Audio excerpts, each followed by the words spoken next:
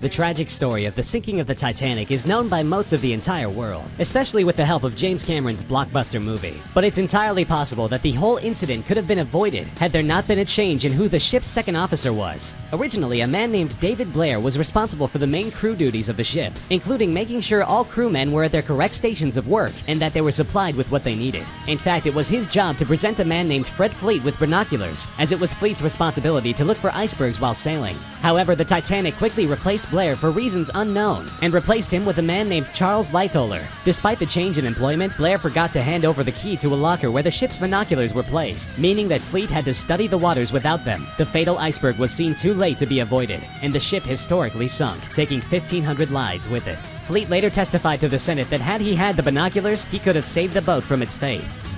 World War I could have been avoided entirely had the Archduke Ferdinand's chauffeur been more wary of the route he was taking. On June 28, 1914, the Archduke had managed to survive an assassination attempt on his life. Earlier in the day, he was notified by his chauffeur that a bomb had been placed under his carriage by two mysterious men, and before it could detonate, Ferdinand and his wife were able to escape unharmed. The bomb still exploded, killing and harming other men, women, and children in the street. One of the assassins, Gavrilo Principi, quickly hid in a coffee shop to escape capture and stayed there the entire day, saddened by his failure. Ferdinand, glad his life was still intact but expressing sorrow for the victims of the explosion, ordered that his chauffeur drive he and his wife to the hospital so they could visit those harmed in the explosion. The chauffeur, new to the job and still unsure of the best routes, accidentally took a left turn in the opposite direction and led Ferdinand right by the coffee shop where Gavrilo Principi had been hiding out. Astounded by his luck, Principi quickly raced outside and shot the Archduke and his wife, having succeeded in his mission and becoming the catalyst for World War I.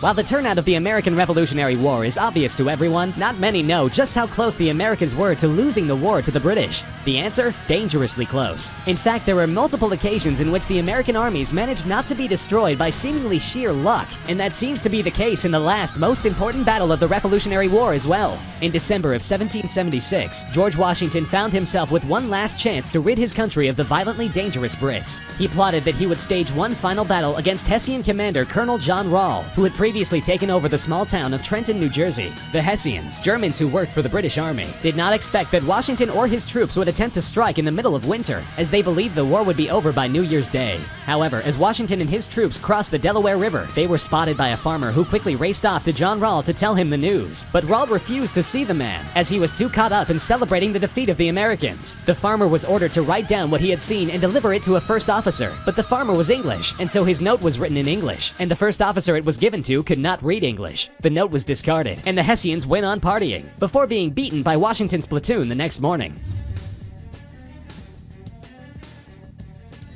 Joseph Stalin's death has led to a number of wild and bizarre conspiracy theories, but the truth of his passing would almost be tragic had he not been such a violently terrible and malicious leader. In his final years, Stalin began to grow increasingly paranoid that an assassination would be right around the corner. He constantly hired more bodyguards to watch his every move and gave them strict guidelines. If his bodyguards strayed from these guidelines, they themselves would be executed, no questions asked. This drew them into states of paranoia themselves, as they were so cautious not to get anything wrong or they would be killed instantly. One evening, the bodyguards noticed that Stalin had not come out of his office for the entire day. They found themselves in a predicament. If they entered his office and disturbed him, the interaction could be misconstrued as an attack on his life, and they would be killed. But if they didn't check on him, it would be possible that he would have already been assassinated, which means they would have failed in their mission, and they would be executed by the state for that failure. After a few more days, they finally entered, only to find Stalin had suffered a stroke.